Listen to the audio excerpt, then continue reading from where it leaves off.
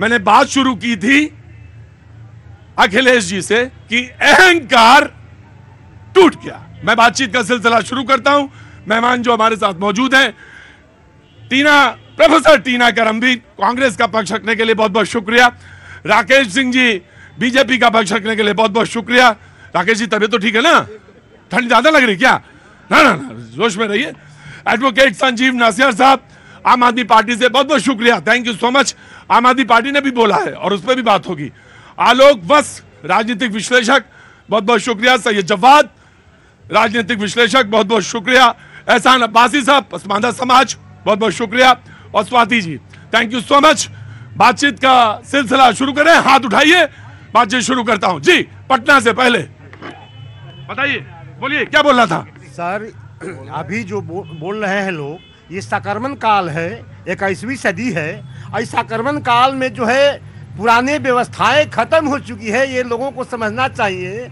आज के युवा संक्रमण काल को पसंद कर रहा है और संक्रमण काल में मोदी जैसा कोई नहीं है। क्योंकि हम लोग जनशक्ति पार्टी रामविलास पासवान के पार्टी के हैं, राष्ट्रीय उपाध्यक्ष हैं, नाम विवेक पासवान हुआ। तो ज्यादा मालूम होगा आपको, रामविलास पासवान वाली पार्टी में आपको ज्यादा मालूम होगा। जी सर। हाँ, ऐसा है।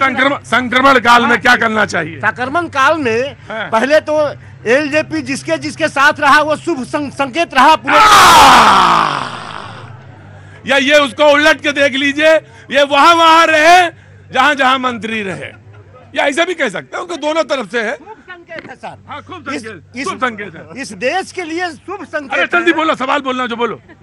शुभ संकेत है एलजेपी, जिसके जिसके साथ रहा वो प्रधानमंत्री बना। इसलिए मजबूरी आपकी है कि आप उनको जरूर रखिए, नहीं रखेंगे तो प्रधानमंत्री नहीं बन पाएंगे। 24 में 24 की रेखा खींच रही है उन्होंने। और किसका हाथ था? जी, असम वाले जी। हाँ सर, मैं बोल रहा था राहुल गांधी का देखता हूँ ना, तो 3 इडियट का मुझे वो चतुर्लिंगम याद आ जाता है। कुछ भी दे दो, वो जो दिल करता है बस पढ़ देते हैं, आगे क्या बोल रहे हैं उनको समझ ही नहीं आती है। नहीं, ऐसा आपको लगता होगा, लेकिन हाँ, एक मिनट आप वेट करिए, आपके पास माइक लेके गया था जी। वो जो पढ़ते हैं, जो उनको मिलता है लिखा हुआ वही पढ़ते हैं। नहीं नहीं, वो अपनी समझ से बोलते हैं और जो उन्हें बेहतर लगता है वो अपने हिसाब से बोलते हैं। जी, इधर कौन है? हाँ बोलिए। जी, राहुल जी सही बोलते हैं। हाँ हाँ ठीक, हाँ ठीक ठीक ठीक, हाँ पानी भिजवा रहे, पानी भिजवा रहे। जी जी, राहुल जी सही बोलते हैं, कोई गलत नहीं बोलते। राहुल जी सही बोलते हैं, गलत नहीं बोलते हैं। मैं 27 साल की उम्र हुई है। हाँ। मैं जब तक देख रहा हूँ राहुल जी गांधी जी को, हाँ। कोई गलत लफ्ज नहीं बोलते हैं। जब भी बोलते हैं अच्छा ही बोलते हैं। जब भी बोलते हैं अच्छा बोलते हैं राहुल जी गांधी, और वो जो बोलते हैं सोच समझ कर बोलते हैं। हाँ जी सर, अच्छे में ही पर्चा फाड़ देते हैं, अच्छे में ही पर्चा फाड़ देते हैं। उनके पास इतना गुस्सा होता है कि वो अच्छे में ही पर्चा फाड़ देते हैं, अच्छे में ही पर्चा फाड़ देते हैं। अब जनता है अपने हिसाब से रिएक्ट कर रही है। मैं डिबेट शुरू करता हूं और सबसे पहले वत्स जी ने आज हाथ उठाया। जी स्वागत है आपका, खड़े होइए। घमंड टूट गया। घमंड, रुको, देखिए प्रतीक भाई, घमंड नहीं टूटा है। ये बात साबित हो गई है कि अब इस देश में वही राजनेता, वही राजनीतिक दल टिक के रहेगा जो काम करेगा। और मोदी जी के काम ने पायदान के अंतिम आदमी तक को राहत दिलाई है। ये मेन कारण था जिसके कारण ये प्रचंड बहुमत से हम वापस मैं आया। जी कांग्रेस, देखिए, मैं तमाम आवाम को ये बताना चाहती हूँ कि कांग्रेस अतीत ही नहीं भविष्य है। लड़ाई अभी खत्म नहीं हुई है, अभी शुरू हुई है। अभी शुरू हुई है लड़ाई, ये वैचारिक लड़ाई। कांग्रेस की प्रवक्ता कह रही है अभी लड़ाई शुरू हुई है, घबराइए नहीं। हाँ, आ रहे हैं। और मैं कार्यकर्ताओं को भी ये कहना चाहती हूँ कि हताश होने की जरूरत नहीं है। हाँ। लड़ाई अभी शुरू हुई है। लड़ाई क्यों कह रही हूँ मैं ऐसा? हाँ। देखिए, एक तरफ नफरत का एजेंडा था, आरएसएस, एक तरफ बीजेपी जो कि गोडसे की विचारधारा, एक तरफ गांधी की विचारधारा के लोग थे जो एक सकारात्मक एजेंडे के साथ चुनाव लड़ रहे थे। एक तरफ ईडी लड़ रही थी चुनाव, एक तरफ नफरती एजेंडा चुनाव लड़ रहा था। क्या हुआ? हम हार गए, लेकिन हम तेलंगाना प्रचंड बहुमत से जीते हैं। और एक साथ आप, मैं ये भी बताना चाहती हूँ, 40% से अधिक वोट शेयर के साथ हम 170 जो विधायक है वो विधानसभा में हम भेज देंगे। कुछ लोगों ने यह भी शंका जाहिर की है, थोड़ा दबे मन से, मैं आ रहा हूं, रुको यार मोदी जी, रुको यार मोदी, रुको रुको, कह रहे नाराज मत हो, आराम से कह रहा हूं, मैं ले लूंगा बात। नाराज क्यों होते हो? क्या नाम है? जाओ जाओ, हाँ मैं यशवंत त्रिपाठी हूँ, अयोध्यावासी। तो अयोध्या सुनो, तो अयोध्यावासी हो तो क्या खोपड़ी थोड़ी नाचोगे? तो चुपचाप खड़े रहो, अब आप बात कहो अपनी, खोपड़ी में नाचो मत। जी बोलो। बात करना चाहता हूँ ये बहस नहीं होगी, बातचीत होगी। बोलो। मैं बोलता हूँ अभी हाँ। कि आपने चुनाव देखा 5 राज्यों में? देखा सामने देखा की बात करते हैं। हाँ। आज 1 से 8 पहुँच गए। पश्चिम बंगाल की बात करते हो, हमारे 3 विधायक 77 पहुँच गए, ये 44 पे थे 0 पे आ गए। वही पश्चिम बंगाल की बात करते हैं, वही पश्चिम बंगाल की बात करते हैं, 0 पे आ गए। आप देखो उत्तर प्रदेश वासी हम लोग, मोदी जी हमारे ना 400 बोले हम अयोध्यावासी हैं और आप यूपी वासी। मोदी जी 400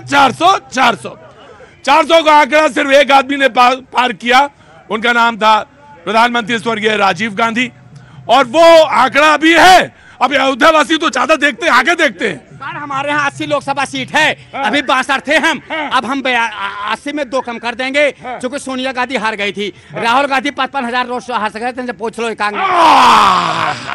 सारा आंकड़ा लेके आए हैं त्रिपाठी जी, और अयोध्यावासी हैं इसलिए दूर तक देख सकते हैं।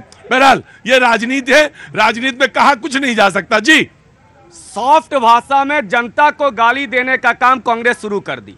इन्होंने क्या कहा, नफरती एजेंडा चला, यानी भाजपा को वोट देने वाले सारे लोग नफरती हो गए। देश की जनता इनको नफरती नजर आने लगी है। यह है आपका लोकतंत्र।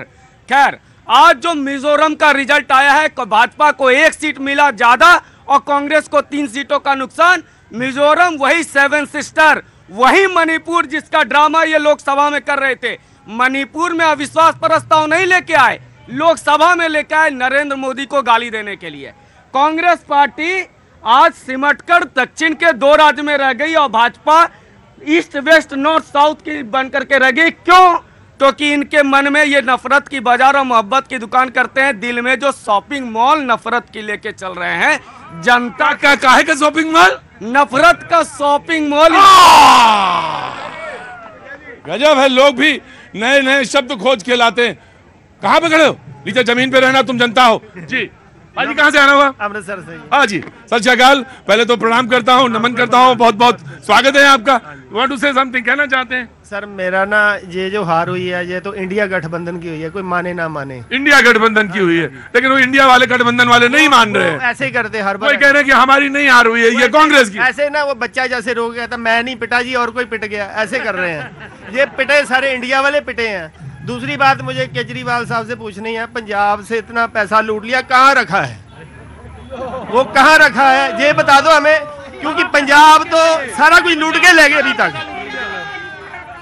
एक स्पष्ट बात है, हर आदमी रो रहा है, हमारे हर आदमी पंजाब का रो रहा है। हाँ जी, हाँ जी। तो पंजाब के बारे में जो सवाल पूछा है, आम आदमी पार्टी विल रिस्पॉन्ड।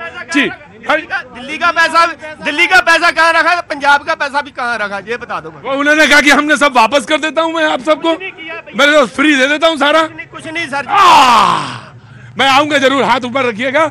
जी आम आदमी पार्टी